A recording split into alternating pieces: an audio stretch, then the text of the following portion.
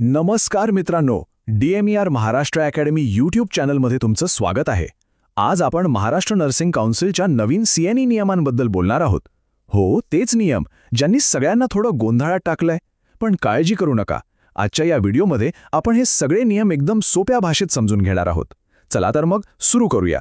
हो, मला माहिती आहे सगळ्यांच्या मनात हाच प्रश्न आहे की हे 150 CNE पॉईंटचं प्रकरण नेमकं काय आहे, ते कोणी जमा करायचे, कसे जमा करायचे याबद्दल खूप कन्फ्युजन आहे. पण थांबा, आज आपण या सगळ्या प्रश्नांची उत्तरं शोधणार आहोत एकदम स्पष्टपणे. चला, सगळ्यात आधी आपण एका मोठ्या गैरसमजाबद्दल बोलूया. ही गोष्ट क्लिअर होणं खूप गरजेचं आहे, कारण याचा थेट परिणाम नुकत्याच पासआउट झालेल्या हजारो नर्सेसवर होतोय. आता नीट लक्ष द्या, ही स्लाइड सगळ्यात महत्त्वाची आहे. आत्तापर्यंत सगळ्यांना वाटत होतं की 2022 ते 2027 मध्ये जे पास झाले त्यांना पॉइंट्सची गरज नाही, पण तो एक गैरसमज होता. आता वस्तुस्थिती अशी आहे की तुमचं शिक्षण कधीही पूर्ण झालेलं असो, 2027 ते 2032च्या रिन्युअलसाठी CNE पॉइंट्स हे सगळ्यांना म्हणजे सगळ्यांनाच बंधनकारक आहेत.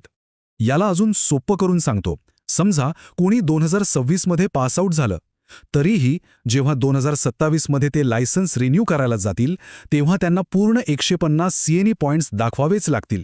यात कोणालाही कोणतीही सूट मिळणार नाही. हा नियम आता फायनल आहे. बरं, आता हे तर पक्क झालं की पॉइंट्स सगळ्यांनाच जमा करायचे आहेत.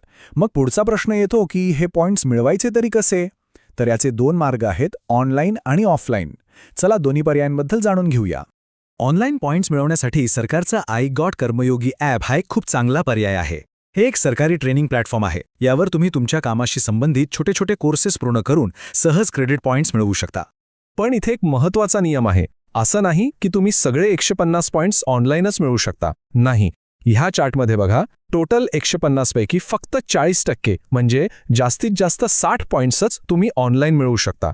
उरलेले 90 पॉइंट्स हे तुम्हाला ऑफलाईन कार्यक्रमांमधूनच मिळवावे लागतील. हे कंपल्सरी आहे. आता हे खूप महत्त्वाचं आहे.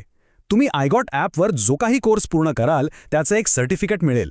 हे सर्टिफिकेट डाउनलोड करून अगदी व्यवस्थित जपून ठेवायचं आहे, कारण 2027 मध्ये रिन्युअलच्या वेळी हेच सर्टिफिकेट्स अपलोड केल्यावर तुम्हाला पॉइंट्स मिळणार आहेत.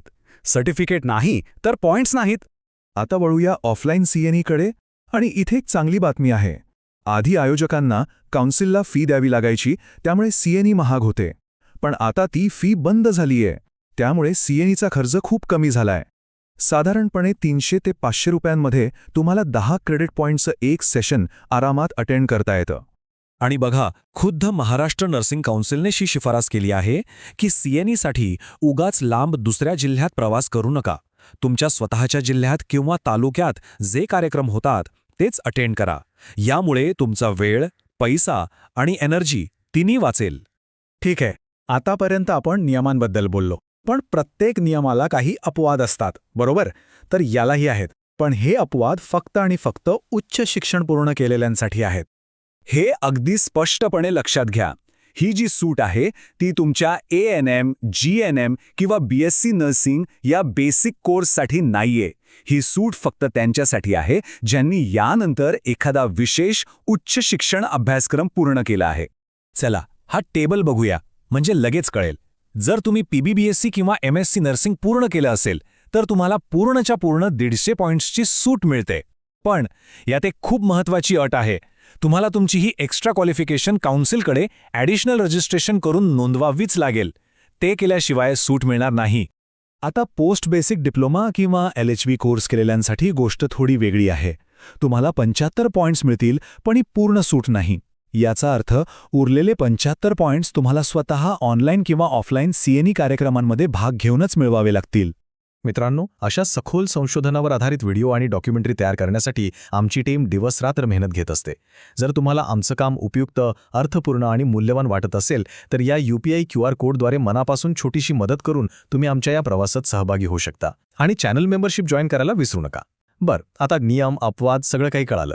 मग आता सगळ्यात महत्त्वाचा प्रश्न, आता पुढे काय करायचं? आपला ॲक्शन प्लॅन काय असायला हवा? बघा, घाबरून जाण्याचं अजिबात कारण नाही, पण नंतर करू म्हणून चालणारही नाही. सगळ्यात पहिलं काम म्हणजे आत्तापासूनच सुरुवात करा. तुमच्या जवळ होणारे CNE अटेंड करा.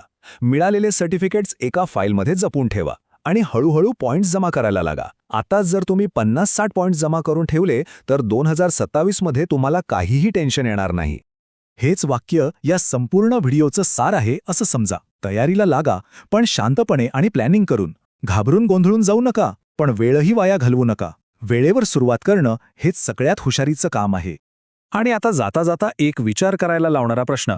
डॉक्टरांना रिन्युअलसाठी फक्त 30 पॉइंट्स लागतात.